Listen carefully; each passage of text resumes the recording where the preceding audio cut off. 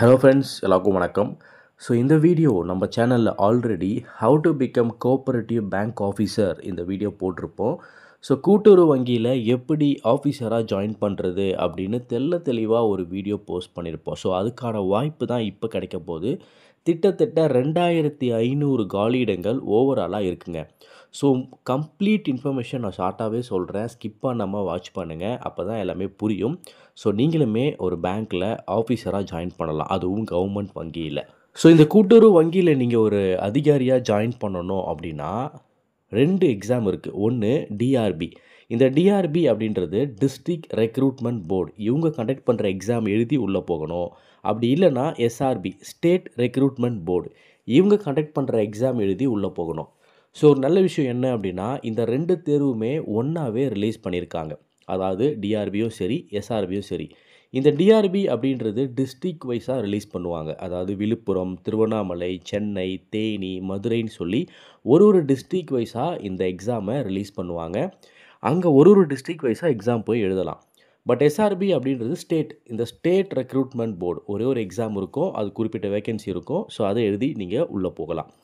ஓவராலாக 2500 வேகன்சி கிட்ட விட்டுருக்காங்க. நீங்கள் ஜஸ்ட் கூகுளில், உங்களுடைய மொபைலில் கூகுளில் ஜஸ்ட் டிஆர்பி சென்னை அப்படின்னு சர்ச் பண்ணுங்கள். இல்லை உங்கள் location DRB Villupuram, DRB Tiruvannamalai, DRB Theni, இந்த மாதிரி என்ன சர்ச் பண்ணாலும் டிஸ்ட்ரிக்ட் ரெக்ரூட்மெண்ட் போர்டு அப்படின்னு வருதா ஸ்டார்டிங்கில். ஸோ நீங்கள் என்ன சர்ச் பண்ணுறீங்களோ அது வரும். நான் சென்னை சர்ச் பண்ணியிருக்கேன், சென்னை வந்திருக்கு.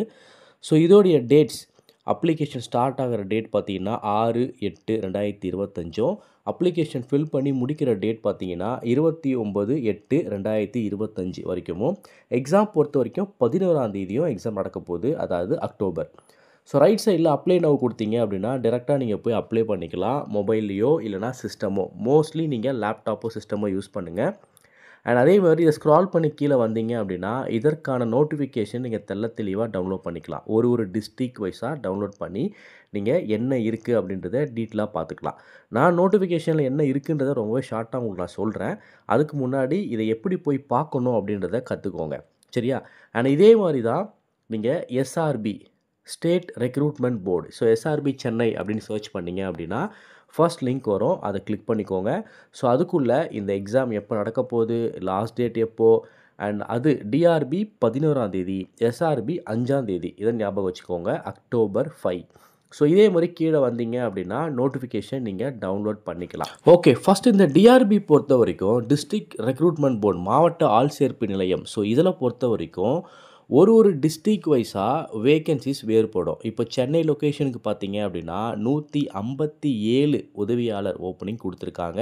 ஸோ அதோடைய சேலரி பே கொடுத்துருக்காங்க பாருங்கள். சென்னை மாவட்ட மத்திய கூட்டுறவு வங்கியில் இந்த வேலைவாய்ப்பு இருக்க போகுது. ஆனால் அதே மாதிரி இந்த சென்னை டிஆர்பியில் நோட்டிஃபிகேஷன் 2 2ஆவது நோட்டிஃபிகேஷன் கொடுத்துருக்காங்க. இதில் ஓவராலாக ஒரு 37 வேகன்சி இருக்குது. ஸோ கூட்டுறவு மொத்த விற்பனை பண்டகசாலை, இதில் உதவியாளர் 2 வேகன்சியும், நகர கூட்டுறவு வங்கி உதவியாளர் 16 வேகன்சியும், நகர கூட்டுறவு கடன் சங்கம் இதில் உதவியாளர் 5 ஓப்பனிங்கும், பணியாளர் கூட்டுறவு கடன் சங்கம் இதில் உதவியாளர் 14 ஓப்பனிங், ஓவராலாக 37 வேகன்சி கொடுத்துருக்காங்க. ஸோ அதுக்கான சேலரி பே கொடுத்துருக்காங்க. இதில் இருக்கிறது எல்லாமே பேசிக் சேலரி தான். எல்லாம் சேர்த்து உங்களுக்கு ஒரு 25-30 அப் டு 50 வரைக்கும் உங்களுக்கு சேலரி கிடைக்கும். இந்த டிஆர்பி எஸ்ஆர்பி இந்த 2 எக்ஸாம்ஸ்க்குமே காமனாக ஏஜ் லிமிட் பொறுத்த வரைக்கும் 18 ஏஜ் உங்களுக்கு முடிஞ்சிருக்கணும், அதாவது ஸ்டார்ட் பண்ணியிருக்கணும். அண்ட் அதே மாதிரி பிசி, எம்பிசி இவங்க எல்லாருக்குமே, எஸ்சி, எஸ்டி இவங்க எல்லாருக்குமே எந்த விதமான ஏஜ் லிமிட்டும் கிடையாது. நீங்கள் எந்த ஏஜில் இருந்தாலும் அப்ளை பண்ணிக்கலாம். பட் நீங்கள் ஓசியாக இருக்கீங்கன்னா 32 ஏஜ்குள்ளே இருக்கணும். அதே மாதிரி நீங்கள் ஓசியாக இருக்கும்போது எக்ஸ் ஆர்மி கோட்டாவில் இருந்தீங்கன்னா 50 ஏஜ் வரைக்கும் எலிஜிபிள். அதே மாதிரி நீங்கள் ஓசியில் மாற்றுத்திறனாளியாக இருந்தீங்க அப்படின்னா 42 ஏஜ் வரைக்கும் எலிஜிபிள். ஸோ இதை நல்லா புரிஞ்சுக்கணும். அண்ட் எல்லா கம்யூனிட்டிலுமே ஆதரவற்ற விதவைகள் அவங்களுக்கும் ஏஜ் லிமிட் கிடையாது. ஸோ மோஸ்ட்லி நிறைய பேருக்கு ஏஜ் லிமிட் இருக்காது, அது தெரிஞ்சுக்கோங்க. அண்ட் குவாலிஃபிகேஷன் பொறுத்த வரைக்கும் எனி டிகிரி என்ன பேட்டர்னில் படிச்சிருக்கணும் அப்படின்னா 10th 12th அண்ட் 3 வருஷம் டிகிரி. ஸோ எனி டிகிரி படித்தவங்க தான் இதுக்கு எலிஜிபிள். 10வது 12வது அப்புறம் 3 வருஷமோ இல்லை 4 வருஷமோ முறையில் டிகிரி முடித்தவங்க இதுக்கு அப்ளை பண்ணிக்கலாம். இது மட்டும் இல்லாமல் இது கூட கூட்டுறவு பயிற்சி, அதாவது கோஆப்ரேட்டிவ் சர்டிஃபிகேஷன் கண்டிப்பாக இருக்கணும். நான் உங்களுக்கு ஆல்ரெடி சொல்லியிருப்பேன். அந்த கோஆப்பரேட்டிவ் சர்டிஃபிகேஷன் வந்து ஒன்று டிசிஎம், அதாவது டிப்ளமோ இன் கோஆப்பரேட்டிவ் மேனேஜ்மெண்ட், அதை நீங்கள் முடிச்சிருக்கணும். இந்த டிசிஎம் முடிக்கிறதுக்கு நீங்கள் 12th முடிச்சிருந்தா போதும், டிசிஎம் படிக்கலாம். 1 இயர் கோர்ஸ் தான் அது. அதை நீங்கள் முடிச்சு வச்சுருந்தீங்கன்னா எலிஜிபிள். அப்படி இல்லைன்னா higher diploma in cooperative management, HTCM அப்படின்னு சொல்லுவாங்க. டிகிரி முடித்தவங்க இதை படிப்பாங்க. ஸோ இதை நீங்கள் வச்சுருந்தாலும் அப்ளை பண்ணலாம். அப்படி இல்லை என்கிட்ட டிகிரியே, ஸோ பிகாம் இன் கோஆப்பரேட்டிவ், இல்லைனா எம்காம் இன் கோஆப்பரேட்டிவ், இல்லை பிஏ இன் கோஆப்பரேட்டிவ், இல்லை எம்ஏ இன் கோஆப்பரேட்டிவ், இந்த மாதிரி நீங்கள் கோஆப்பரேட்டிவ் டிகிரி நீங்கள் படிச்சிருந்தா எலிஜிபிள். ஸோ ஆக மொத்தத்தில் ஒரு டிகிரி முடிச்சிருக்கணும், அது கூட HDCM இல்லை டிசிஎம் சொல்லிட்டு இந்த சர்டிஃபிகேஷன் கோர்ஸ் படிச்சிருக்கணும். அப்படி இல்லைனா நீங்கள் டிகிரியே கோஆப்பரேட்டிவ் அந்த கோர்ஸ் நீங்கள் எடுத்து படிச்சிருந்தா தான் இதுக்கு எலிஜிபிள். ஸோ அதனால தான் இதில் காம்படிஷன் கம்மி. பட் நிறைய பேர் இது அவேர்னஸ் தெரிஞ்சு நிறைய பேர் டிசிஎம் HDCMனு படிக்க ஆரம்பிச்சிட்டாங்க.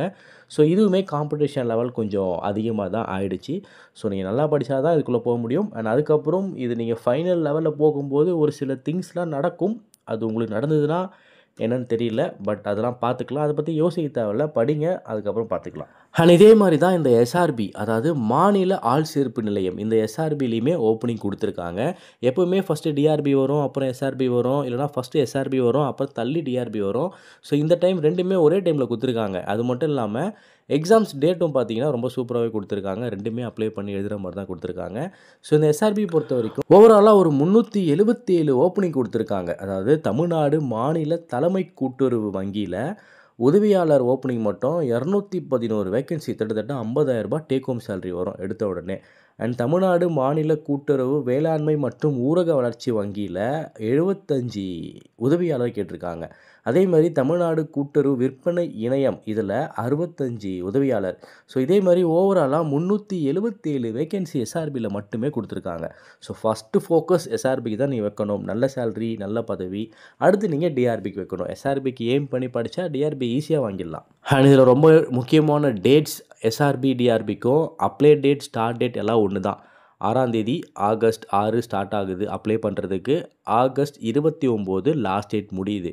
பட் ரிட்டன் எக்ஸாம் டேட் பொறுத்த வரைக்கும் எஸ்ஆர்பி ஸ்டேட் ரெக்ரூட்மெண்ட் போர்டு இதுக்கு 5ஆம் தேதி 10ஆம் மாதம் அக்டோபர் 5 வந்து எக்ஸாம். அண்டு டிஆர்பிக்கு பொறுத்த வரைக்கும் அக்டோபர் 11 எக்ஸாம். ஸோ இதை மட்டும் கரெக்டாக நோட் பண்ணிக்கோங்க. ஸோ ஃபஸ்ட் நீங்கள் எஸ்ஆர்பி எழுதுகிற மாதிரி இருக்கும், அதுக்கப்புறம் நீங்கள் டிஆர்பி எழுதுகிற மாதிரி இருக்கும். ஸோ டிஆர்பி அக்டோபர் 11 எக்ஸாம் நடக்கும்.